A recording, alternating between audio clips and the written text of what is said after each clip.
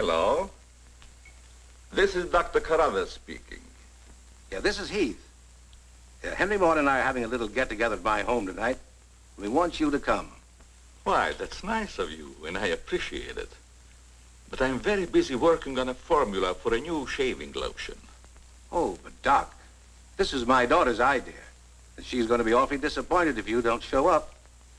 Don't take no for an answer. Make him come. Yeah, you see, it's a sort of a special occasion. I bet Mary is going to announce her engagement to that young rascal, Don Morton. Tell her I'll be there. Goodbye. Well, it's all arranged. He's coming. He's going to be surprised when he finds the special occasion is to present him with this bonus check. $5,000.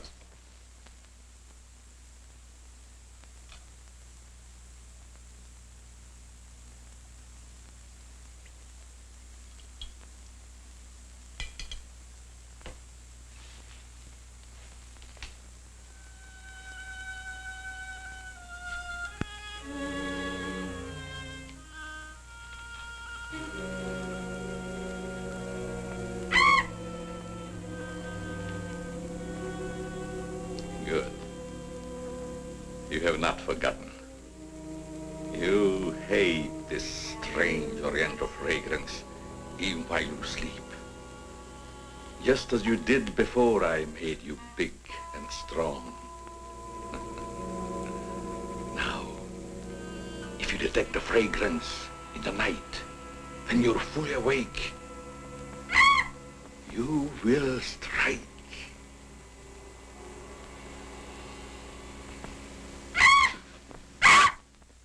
Yes, you will strike to kill. Well, Doc's late. Wonder if he's been called out on a case. Perhaps I'd better phone him.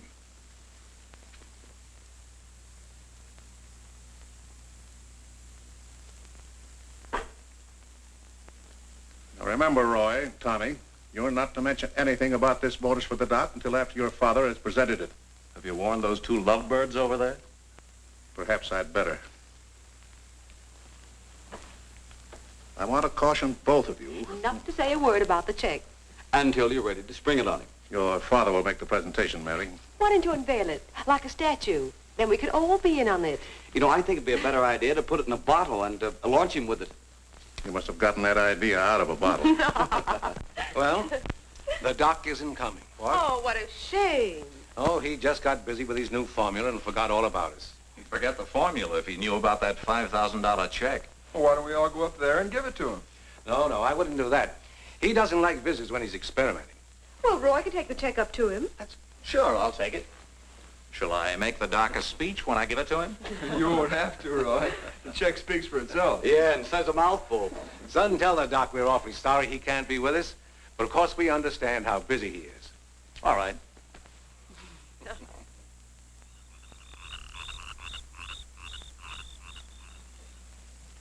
Just a minute, Roy, and I'll be with you.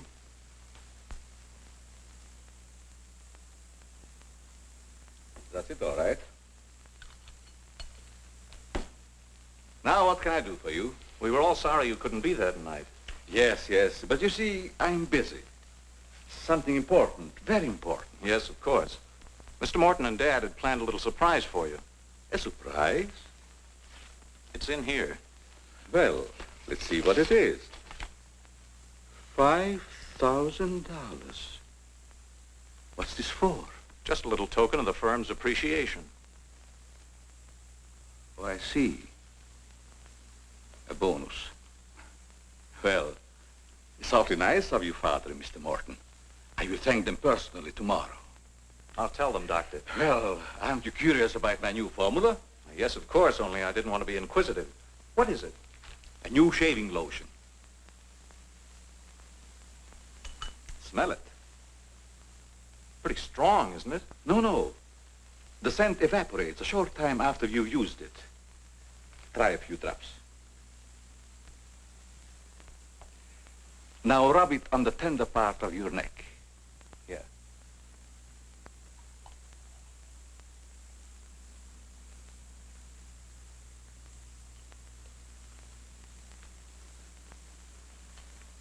soothing, isn't it? Yes. When will it be ready for the market? Oh, it's still in the experimental stage. I want to try it out on several people first and see if it works. Well, if you'd like to send me a bottle, I'll be glad to try it for you. Thanks. Good night, Doctor. Goodbye, Roy.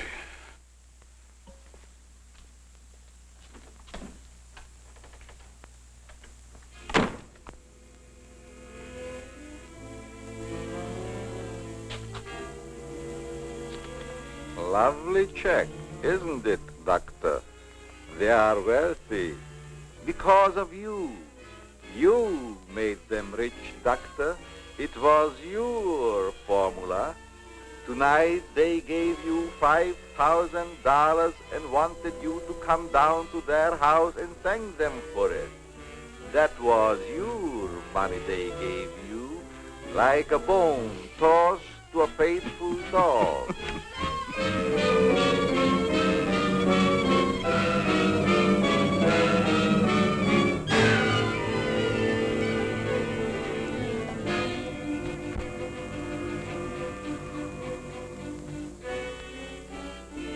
You should be very grateful, Doctor, very grateful. They are rich and happy, thanks to you. And what have you got, Doctor?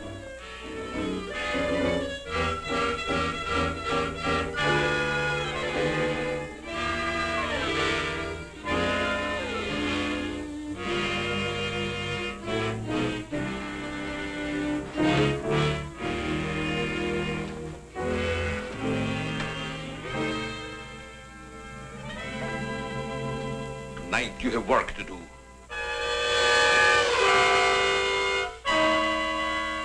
It's time you were on your way.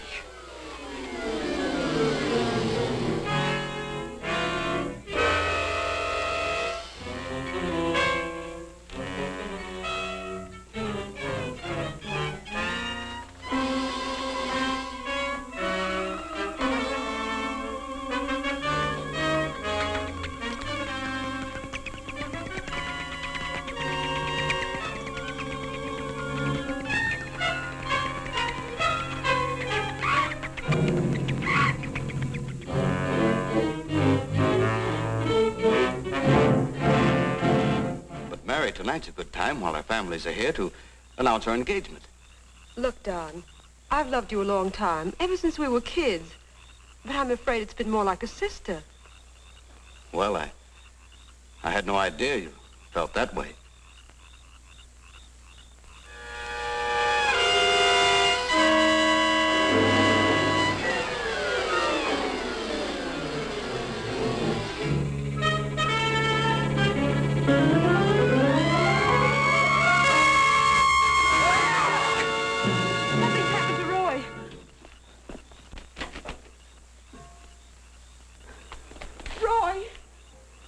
I better call Dr. Carruthers. Oh, please, hurry. There's nothing I can do. You mean he's dead? Yes, I better call the coroner. You think it's murder? I don't know. I never saw anything like it before. The jugular vein is severed.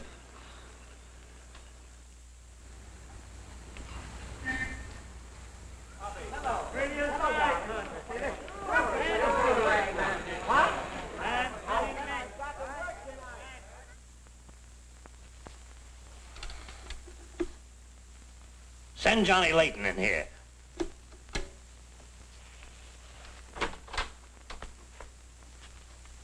Well, what have I done now? Who wants me fired this time? Nobody yet, but it's still early. This came in from Heathville. It's a mystery killing. Old Martin Heath's son. Who's Martin Heath? Who's Martin Heath? Say, have you ever had a date with a girl? A girl? Oh, yes, a girl. I believe I did take a girl out once. Well, did she smell sweet? Of course she smells sweet. Most girls do. Well, that's because of Martin Heath Cosmetics Limited. They make all that goo that the women put on their faces so they won't have to wash them with soap and water. I get it. A big man, huh? Yes, and a big advertising account. Grab yourself a photographer and get along over there to Heathville. The coroner's holding an inquest. Find out who really killed old man Heath's son. Okay, McGinty, I'm on my way.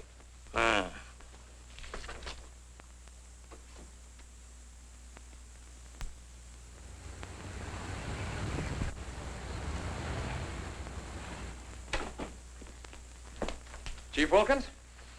Yeah? I'm Johnny Layton of the Chicago Register. Glad to see you. And this is my cameraman, One Shot McGuire. Hi, Chief. Howdy. Say, we're down here to cover that Heath murder, but we didn't get much information at the coroner's inquest. I thought maybe you might be able to help us. Well, I'm always glad to cooperate with the newspapers, providing they cooperate with me. That's the policy of our paper. Well, to tell you the truth, I haven't got very far with this thing myself. Oh, here's something that might interest you. It's a picture of the victim's wounds. Mm-hmm. You'll be able to see it better with this glass. Are these scratches on the neck and shoulders? Yes, but we can't determine the source. They're too deep for fingernails, too shallow to have been made by a knife. They're more like claws. That sort of bears out Dr. Crothers' theory at the inquest of a wild animal. Have there been any circuses around here lately? No, Heard of any animal escaping from a zoo? no. Couldn't have been one of those African leopard men. They use steel claws. This isn't Africa. Okay, Chief, I was just trying to help. Chief, are you sure there's no clue you're holding back while investigating?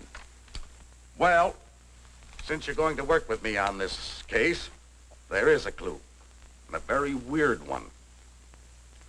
The autopsy surgeon says that such wounds could have been made by the beak and talons of a bird. A bird? Why, there aren't any birds around here big enough to attack a man. How about an eagle? We know it wasn't a bird, How do you know that? because we found several hairs on the shoulder of Heath's coat. Ah, Chauchet La Femme. They're not human hairs. What kind are they? Well, it may sound silly, but the laboratory test shows that they were from a mouse. Well, who ever heard of a mouse big enough to kill a man? Say, a bat has hair like a mouse. Well, the only bats around here are no bigger than sparrows. There was a peculiar odor about the wounds, but they were so faint and elusive that the police chemists have been unable to identify it. Then it does give us something to work on. Well, the scent was a clue. It's been destroyed by evaporation. Say, Chief, do you mind if I do a little sleuthing around on my own account? Certainly not. Go ahead. If I can help you any, why, You can. Miss Heath seems to be the nearest to an eyewitness of the crime. I'd like to have a talk with her. Can you arrange it? I think I can. Well, Dr. Crothers refused to let her speak to us. We tried that this morning at the inquest. Well, don't you worry about Dr. Carruthers. He's one of the finest men in Heathville. He just thought you'd add to Mary's grief so you could get sensational newspaper stories. I'll arrange an interview. Thanks, Chief. I'll keep in touch with you. All right. 48J. Miss Heath, did your brother have any enemies that you know of? Why, no. Everybody in the village liked Roy. Mm-hmm. Well, what did he do at the factory? He had charge of the experimental department where the new products are developed. Oh, here comes Dr. Crothers. Hello, Doctor. Hello, Mary. I took a shortcut from my laboratory through a garden hedge. You met Dr. Crothers at the inquest this morning. Yes. Mr. Layton, I hope you'll forgive me if I seemed a little abrupt. But I'm fond of Mary. And considering the ordeal she already went through, I wanted to protect her from dwelling too much on the tragedy. Of course. You were quite right. We're working on the case with the police now. Yes, I understand. Chief Wilkins phoned me. And if I can be of any assistance, just call on me. Thanks. Won't you sit down?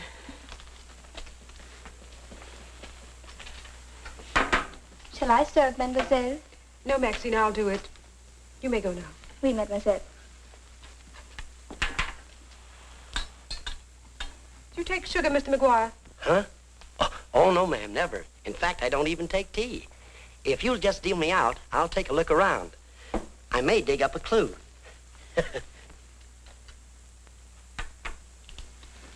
What do you think of Dr. Crothers' theory about a wild animal, Mr. Layton? Well, frankly, I don't think much of it. I can't say that I blame you. But I, as a scientist, take many things into consideration a layman might overlook. For instance? The jagged nature of the wound, the rapidity with which the murderer escaped, the scratches from talons or claws. But when an animal attacks a human, there's bound to be a lot of noise. You heard Miss Heath testify there was no sound of a struggle. No. Only those awful screams. It's very puzzling. very mystifying. Doctor, when you last saw Roy, did he seem worried or nervous or moody? No, not at all. On the contrary. He was in the best of spirits. Well, I've got to get back to the village now and follow my story. You'll excuse me? If you find it necessary for us to talk again, you may come back at any time. This evening, if it's all right with you. I'd like to spend some time here. Why, yes, that'll be quite all right. Thank you. Goodbye, Miss Heath. Goodbye. Goodbye, Doctor.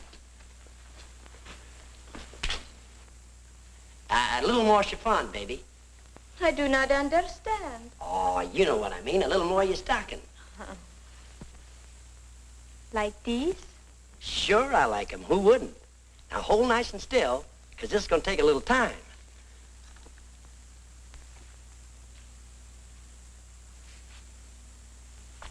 Well, if you're going to shoot, shoot. Right away, Johnny. I was just trying to get the focus. Mm-hmm. I got it. And not bad, either. I'll be back in a minute, Frenchie. And don't worry none about those werewolves, because nothing's going to harm you while I'm around here. You make Maxine feel so calm. My big, brave journalist.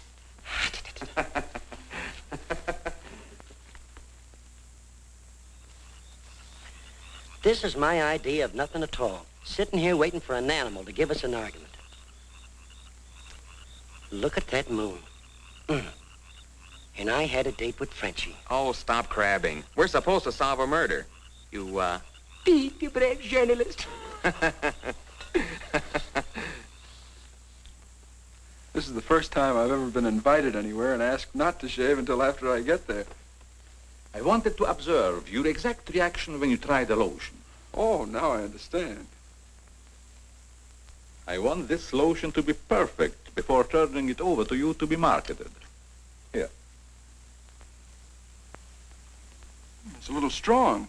That'll make the customers think they're getting their money's worth. Oh, that feels great. Very soothing. I don't think you ever use anything else. Well, we wouldn't want to market anything we wouldn't use ourselves. That almost smells good enough to be used as a cologne. Oh, what's the matter, Doc? Can't you stand your own lotion? I have a violent dislike for perfumes. Oh, I'm sorry. All right, Tommy. Good night, Doc. Goodbye, Tommy.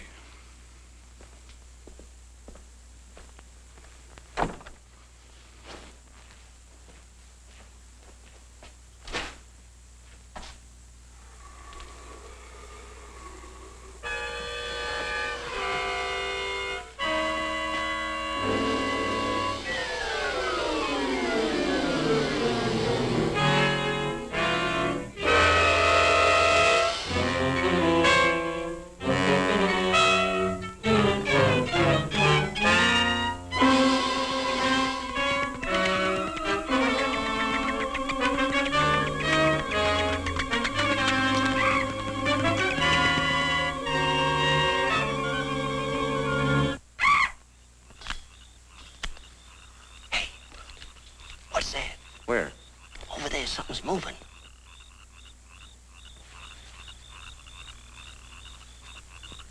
Come on out of there, whoever you are.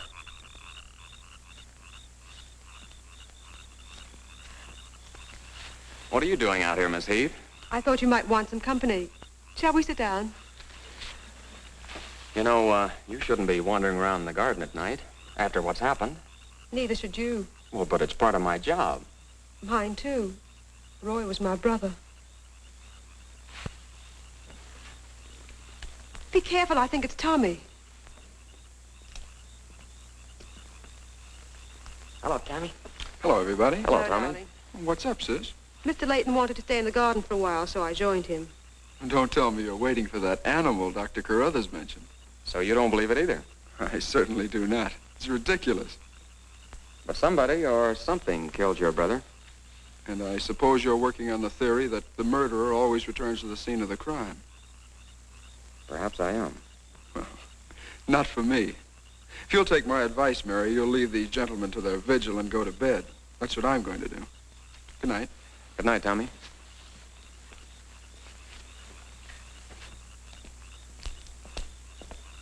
I don't think your brother likes my being here. Oh, you mustn't mind Tommy. We're all terribly upset. I know.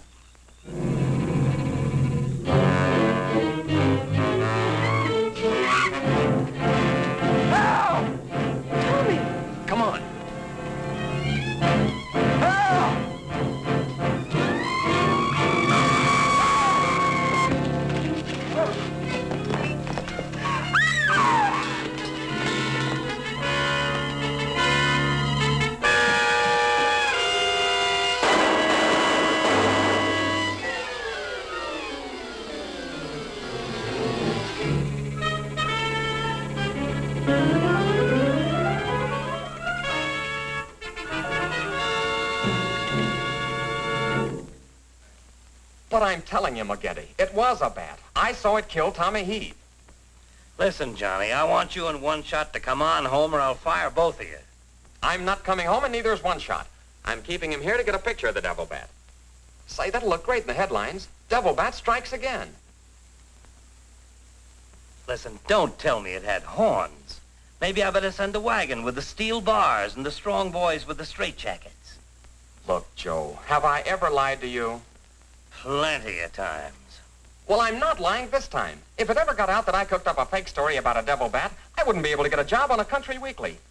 Print the story, Joe. So help me, it's on the level. All right, I'll print it. But I won't believe it. Not till One Shot gets me a picture of that devil bat in action. Don't worry, he'll get it. Goodbye. You, my friend, are going to get a shot of the devil bat in action. Who, me? How? Have you noticed there's a taxidermist shop in the village? Well, you wouldn't suggest that I go out and stuff a bird, would you? One Shot. To think that you'd even hint that I would suggest you have the village taxidermist build you a nice big bat for pictorial purposes. Besides, a bat isn't a bird, it's a mammal. Well, why didn't you say so in the first place? Where is this bird stuffing emporium? Oh, down on Cottage Grove Avenue.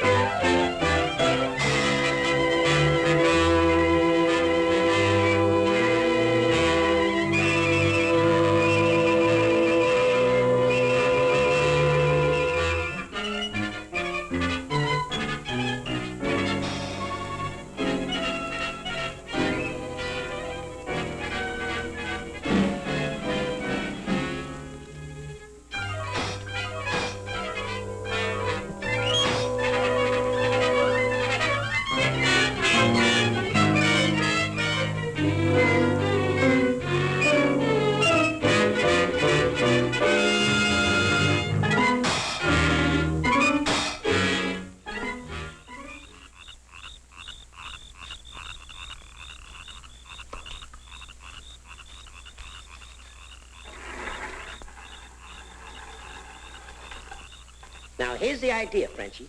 You hang on to the bat till I get my camera set up. And when I raise my hand, you give the bat a good shove, and it'll swing out just like it's flying. Then I can get a swell picture from my boss. Get it? Oui. I am wise, no? No. But hang on to the bat until I raise my hand, huh?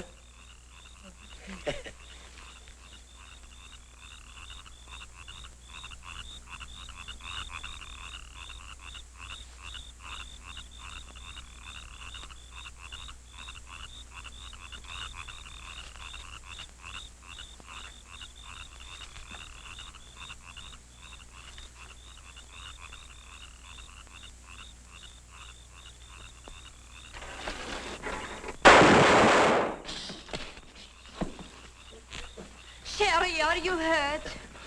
Say, what's the idea of breaking up my devil bat? I'm going to make you pay for that. And I'm going to take you to jail until you explain this. Come on. You can't do this to me. I'm doing it. I was just conducting a little experiment, trying to find out how the devil bat does his killing. I'm sure McGuire didn't intend doing anything wrong. He's just a little overzealous about his work. Yeah, with the town in an uproar, and everybody terror-stricken, wondering whether he's going to be the next victim, I don't want any more trouble stirred up, even with an artificial bat. You'd better get back to the hotel. I want to talk to the chief alone. Is it all right, Chief? Yeah, but be careful in the future. Ever smelled anything like this before?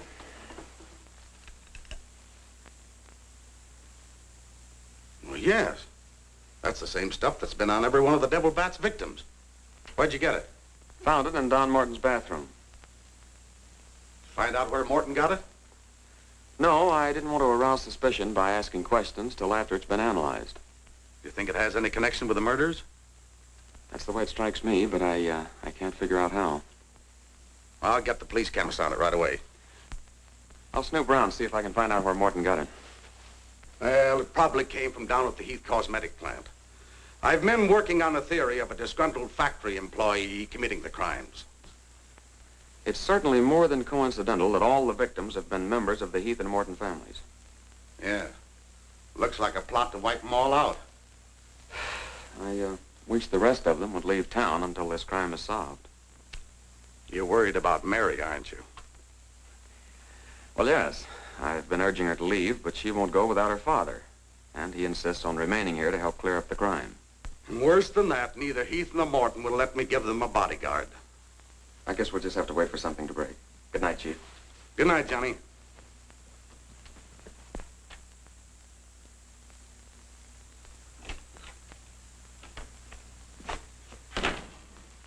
Boy, have I got a picture that'll knock McGinty dead. Meet the double bat. Well, how about that wire? Looks as if the bat's on a flying trapeze. Oh, but I'm not through working on it yet. See, I can touch this picture up so the bat will look like he's got nothing around him but nothing. Okay, Rembrandt. You win.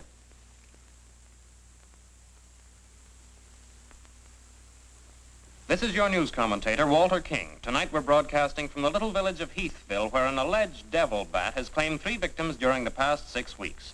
You will note that I say alleged devil bat. That, ladies and gentlemen, is because your correspondent has been very skeptical from the start as to the existence of this horrendous creature. I have as my guest in the studio tonight Professor Percival Garland Rains, perhaps the world's greatest authority on animal life. I'm going to interview Professor Rains on the subject of the devil bat. Our radio audience may draw its own conclusions. Professor Rains, first let me ask you, point blank, do you believe that any such creature as the devil bat exists? I do not. He's got a nerve. Quiet. In the Dark Ages, when men and women lived in caves, there may have existed a bat of this size. But not in this day and age. How do you account for the fact that Mary Heath, whose 2 brothers were victims of the devil bat, and a newspaper reporter, John Layton, claim to have seen this amazing creature? Sometimes under stress of excitement, our minds play tricks on us. Hey, he's insinuating you saw the little bat that wasn't there. Pipe down. But how about the picture of the devil bat published by Mr. Layton's paper? I examined that picture under a powerful magnifying glass. I denounce it as a fraud. Whoever constructed the strange-looking monster forgot to remove a label from the silk used on its left wing. That label reads, "Made in Japan."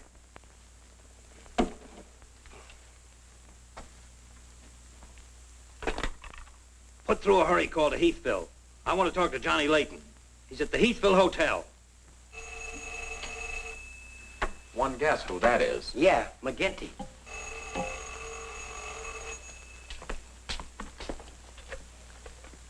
Go ahead, pour it on. So you slipped over a fake picture on me, huh? Well, you're fired, both of you. And I'll see to it that you never work on another newspaper as long as I live. Made in Japan. You tell One-Shot McGuire he ought to be snapping photos in a booby hatch. Both of you, come on in and get your final checks. Oh, no. We're not coming in to get anything.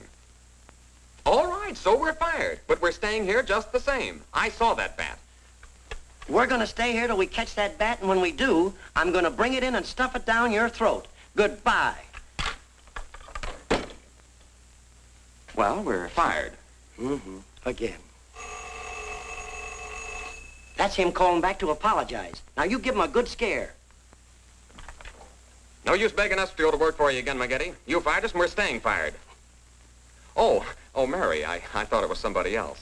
Johnny, why did you make a joke of a tragic thing like this? But it wasn't intended as a joke, Mary. I was only trying to get the news. I suppose you call it getting the news when you arrange to print a picture. That's a deliberate hoax. That has the entire country laughing. A grand joke, Johnny. But somehow I can't appreciate it. But I can explain that picture. Don't try, Johnny.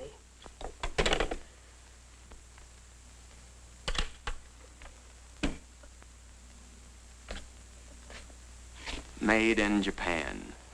I ought to skin you alive and nail your hide to a barn door.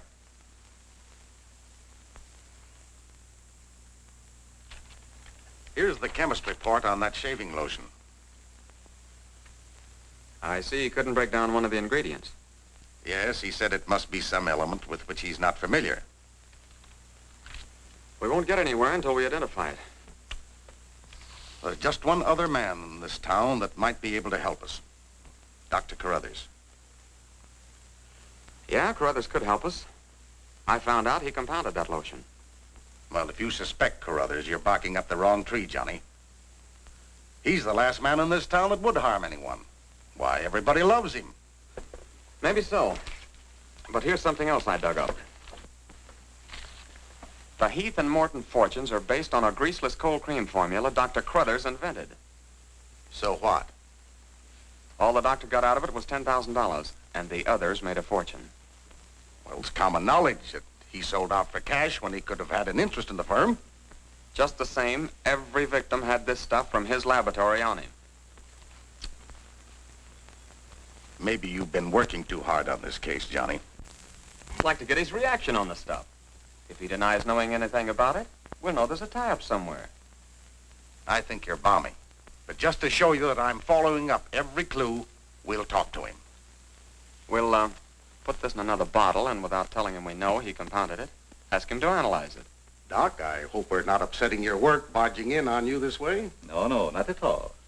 I'm anxious to help solve these crimes. All the victims were very dear friends of mine. Here's a sample of the stuff young Morton and the two Heath boys had on them when they were attacked by the devil bat. Of course, it doesn't make sense to me that a bird would choose only people using that particular stuff. A bat is not a bird. It's a mammal. Well, anyway, our police chemist couldn't break down one of the ingredients. We thought perhaps you could. Why, I compounded this myself. It's a new shaving lotion I'm experimenting with. The ingredient your chemist couldn't break down, I discovered years ago in Tibet. How did you happen to put it in a shaving lotion? Oh, the lamas use it in some of their religious rites as a perfume. The scent is very pleasant and can't be imitated by competitors. But what were Don Morton and the two Heath boys doing with the stuff? Oh, it is the policy of our firm to try out any new product before marketing it. Well, that knocks our theory into a cocked hat. Yeah. We were hoping the unknown ingredient might turn out to be some sort of a clue.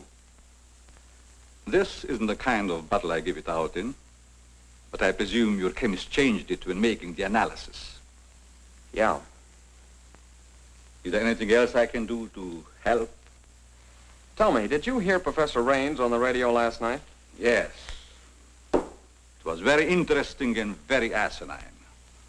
You mean you believe there is a devil bat? Why not? You saw it, didn't you? Well, sure I did. So did Mary. Then why worry about what one scientist says? That one scientist got me fired. Oh, you mean your newspaper discharged you? That's right. Oh, that's too bad. Then you're believing Heathville before the mystery is solved. I'm afraid not. I'm going to stay here and work with the chief. Since you're going to stay here for a while, I would like you to try out a bottle of the new lotion and tell me how you like it. And you too, Chief. No, not me, Doc. If my wife ever smelled perfume on me, she'd suspect me sure. Well, Mr. Layton, I understand you are not married. All right, I'll try it in the morning when I shave. I guess we better be going, Chief. See you later, Doc. So long, Dr. Cruthers. Goodbye, Mr. Layton.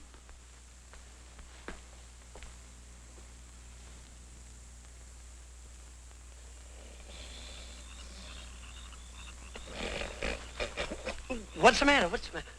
Does that smelly shaving lotion put you to sleep? Well, why'd you tell the doc you're going to use it if you think it's smelly? Oh, I don't know. I guess I was a little ashamed of ever suspecting the old duck. Well, I like it, and I'm going to tell him so. What time is it? After midnight. Midnight? Oh, there ain't no use of waiting around here any longer. This must be the bat's night off.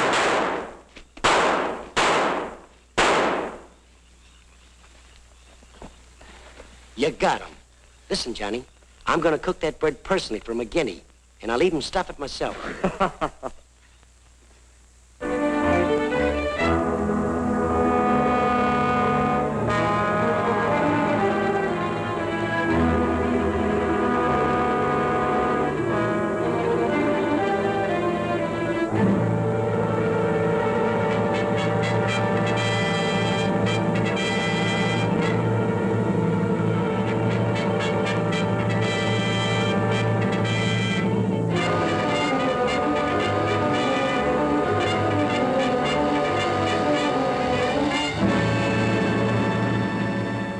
still skeptical when I came to Heathville today to examine the body of this so-called devil bat. But after seeing it personally and making exhaustive research, I've arrived at the conclusion that the creature is the lone survivor of a type of giant bat which existed in great numbers during the early part of the Neolithic age. Perhaps I should explain for the benefit of some of our listeners that the Neolithic age is that period of antiquity commonly called the Stone Age. Imbecile, bombastic ignoramus.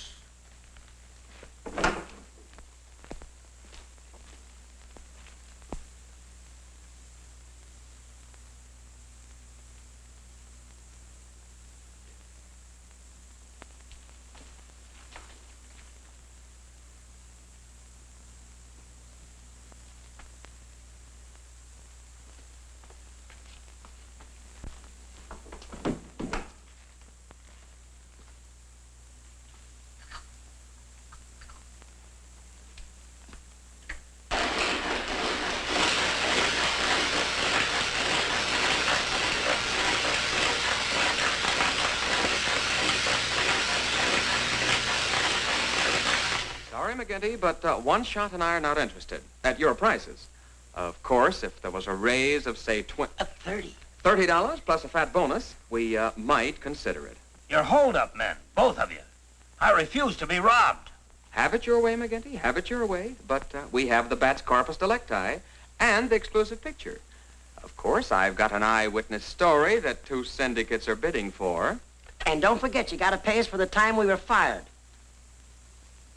That's better. Now you're talking, boss. Okay, we're working for you again. We'll gather up the loose ends and see you in a couple of days. Goodbye. Come in. Hello, Johnny. Well, Mary. Johnny, I came to tell you that I'm sorry I said what I did the last time we talked. Do you suppose... well, I don't know how to say it, but... I do. Miss Heath, do you suppose that little French girl would apologize to me if I looked her up? Well, I'm positive she would.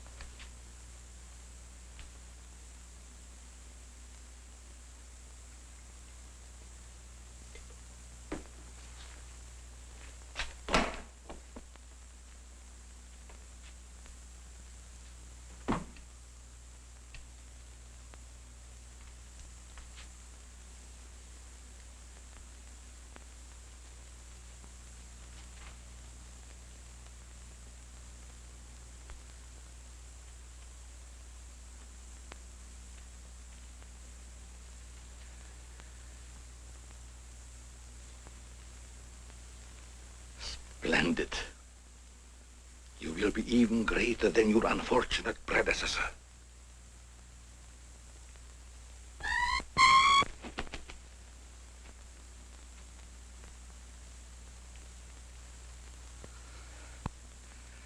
Enraged, aren't you?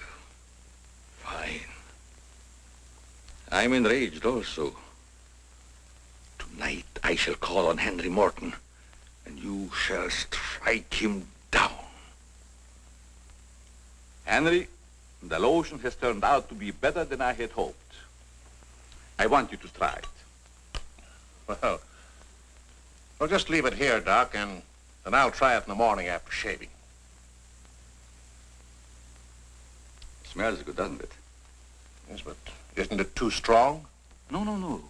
Evaporation quickly tones it down just to the right scent. Rub a few drops on your face. Well, I'd rather wait until after I shave. Then my skin will be more tender and receptive to a lotion. Just a little here. The texture of the skin there is always very delicate. I give you a few drops in your hand.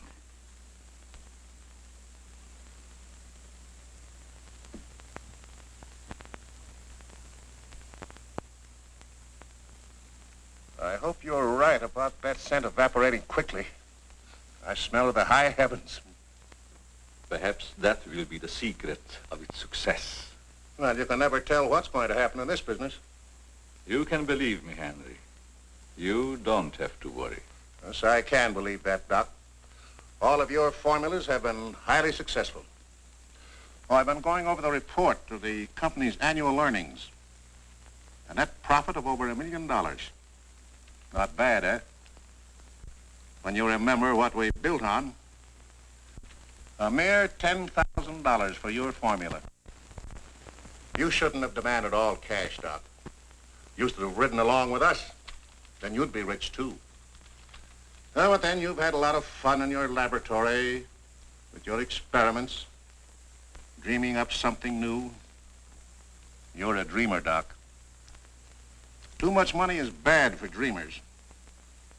So you try to pay me in flattery, telling me that I'm a dreamer.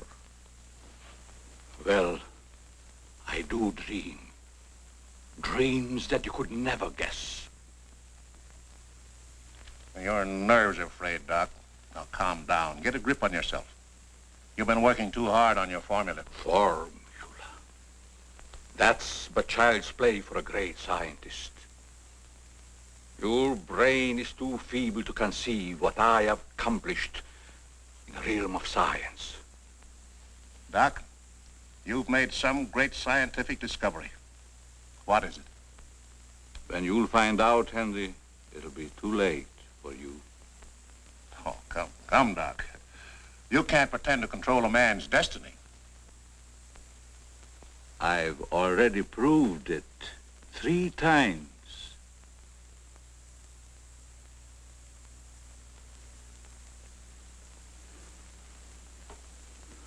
I'm sorry. Perhaps you're right, Henry, about my working too hard. I guess I'm a little tired. I better go home and get some rest. Sure. A night's sleep will do you good. Good night, Doc. Goodbye, Henry.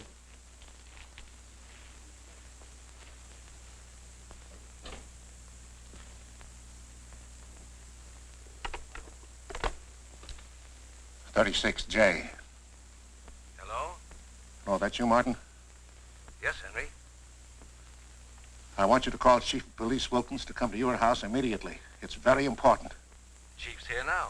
Well, don't let him leave until I get there. What on earth's happened? I think I've got a clue to all those murders. It may peter out, but if half what I suspect is true, it's the most diabolical plot that a madman ever concocted. What is it? Talk about the absent-minded professor. I forgot my hat. Henry, what is it? I'll tell you all about it when I get there. I hope I didn't intrude on a private conversation. No, nothing important.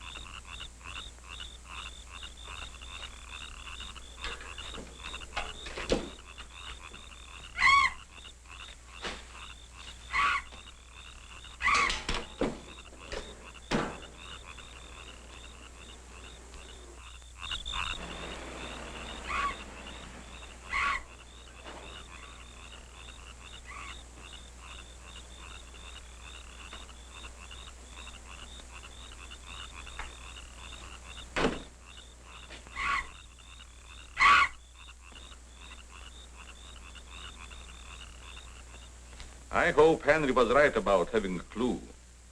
But why didn't he explain more about it when he phoned? When I insisted, he changed his tone as if he'd been interrupted. I was afraid that he might be overheard.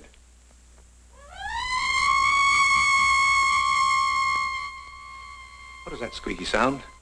Oh, just some night noise. Help!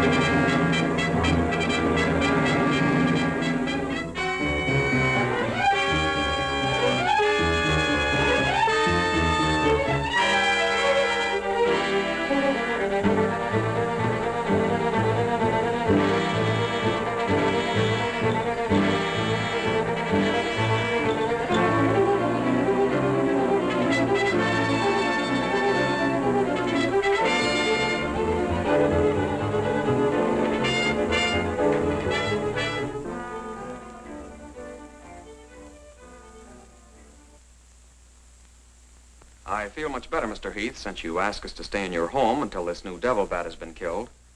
I've been worried about Mary. What reason have you to believe that Mary is in danger? Only this. I'm convinced that someone is using the bat to wipe out the entire Heath and Morton families. As a scientist, I assure you, the thought of a human controlling a bat is fantastic. Just the same, no villager's been killed or even attacked. You're forgetting, aren't you, that Mr. McGuire was attacked. He's not a member of either family. Why, I'm practically a member of this family already.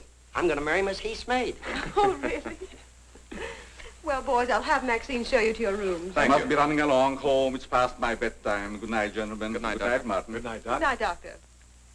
Goodbye, Mary. Come along.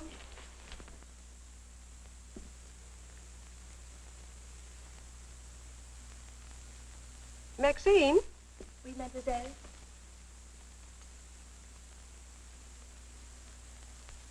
Did you fill my perfume bottles with something new? Oh, no, mademoiselle. I never touch your perfume. It's funny. I don't recognize it.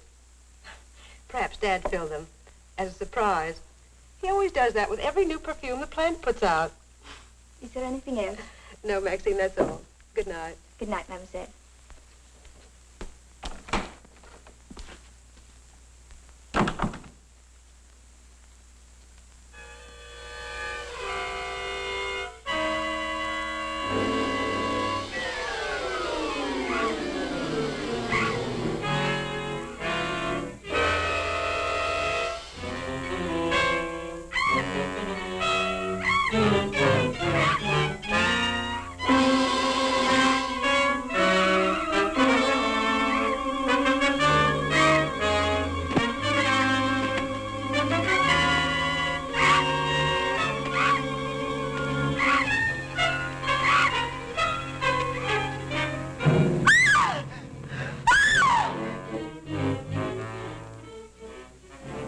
Mary, what happened? It was trying to get in the window. A big bat.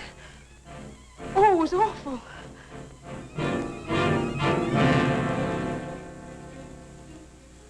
Mary, I want you to tell me everything you did just before that bat tried to get in. Well, first I took a bath. Then I brushed my hair, and Maxine came in and turned the covers down. And then fastened the screen, which somehow had come unhooked. Yeah? Go ahead, what else? Well, then we talked about some new perfume that someone had put in my dressing table bottles. Dad, did you put any new perfume in my bottles? No, I didn't. Is this the stuff? Yes. Tony, this smells like... Hey, quiet. I've got a hunch that I want to follow up, and I'll need everybody's cooperation. We'll do everything we can. Of course. What's Carruthers' number? 48J. Operator, give me 48J, please.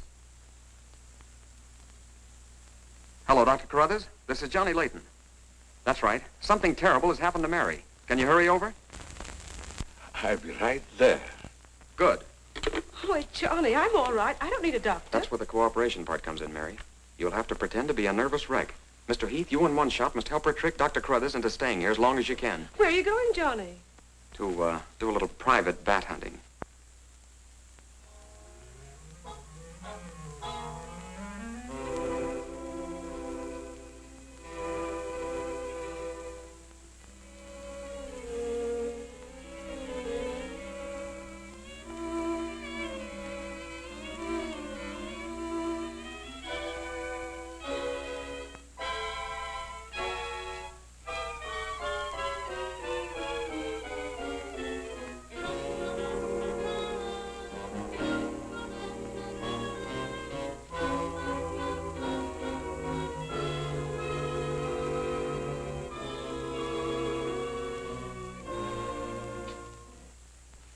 The devil bat tried to get through that window. If she's suffering from fright, I give her a sedative.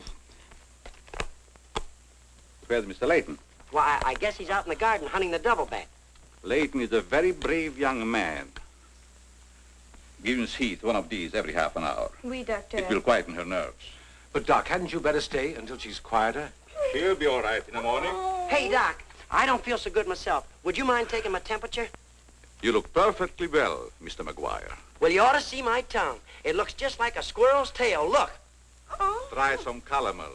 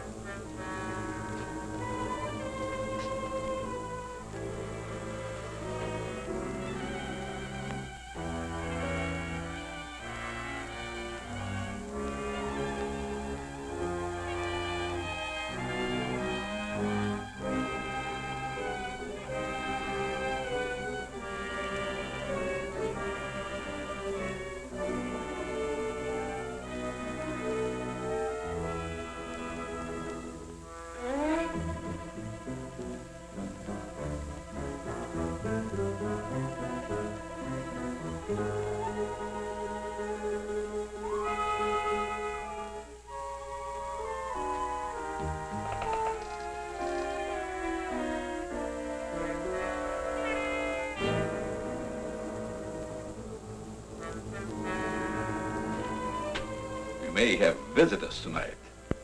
And it would be dangerous for me if they found you here.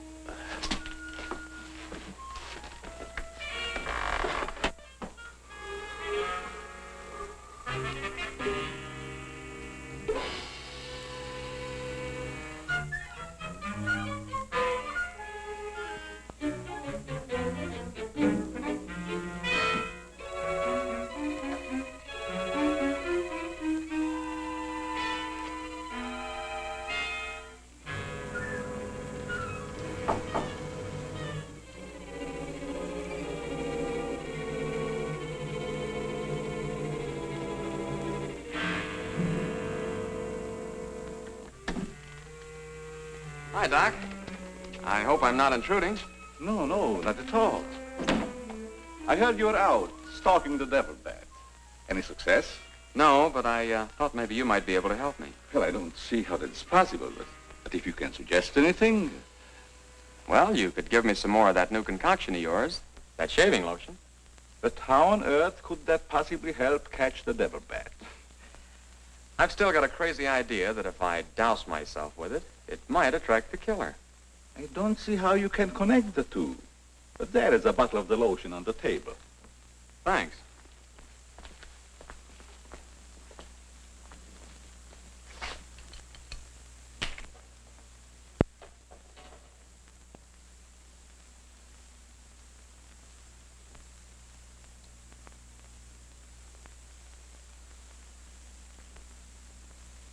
You see, Doc, I figured out something.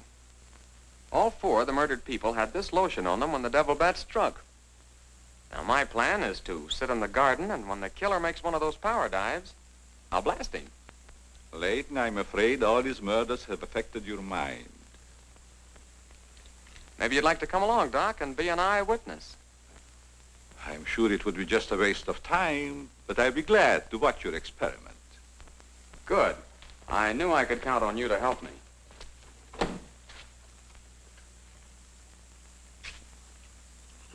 I tell you, Layton, expecting a bat to be attracted by the scent of a lotion is all foolishness. I think I better run around. Ah, sit down, Doc. The devil bat's behind schedule tonight.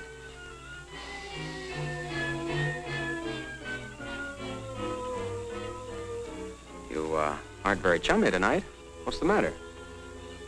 Firearms always make me nervous. Oh, I thought maybe you didn't want to be sitting too close to me. Just in case the devil bat does show up. According to your theory, the killer wouldn't attack me. I haven't any of that lotion on me. You have now, Doc. Why did you do that? To make it a 50-50 proposition, Doc. Now sit down, and don't try any shenanigans.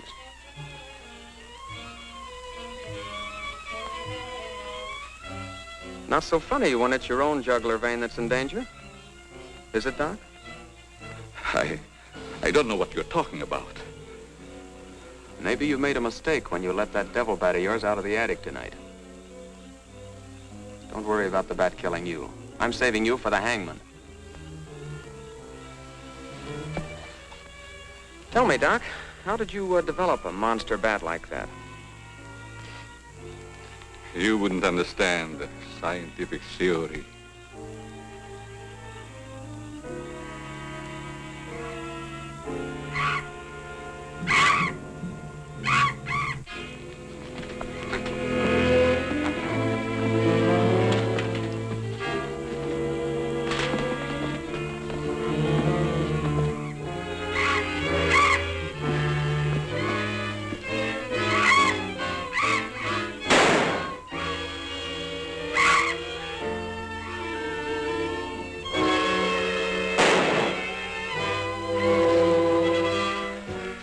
Chief, what are you doing out here? Young fellow, don't think that you're the only man working on this case. And it was lucky I was here, too. Thanks. Did you kill the devil bat? No, he got away. Well, here's one bird that didn't get away, and he's the murderer we've both been looking for. Quick, shoot it!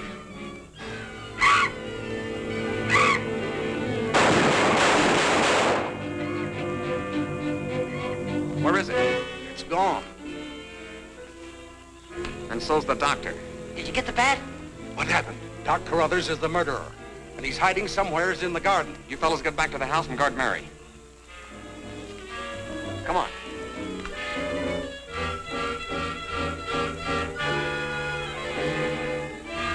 Doctor! Dr. Carruthers! Doctor! Has anything happened to Johnny? Is he hurt? They took him up to my place. You better come along with me.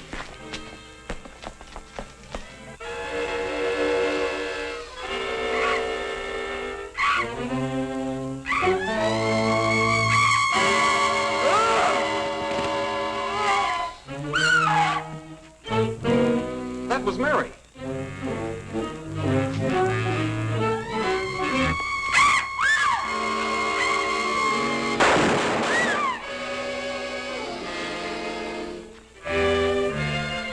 Are you all right, Mary? Go help Dr. Carruthers. He's over there. That devil bat belonged to the doctor, Mary. He created it to commit those murders. Well, it's too late to help the doc.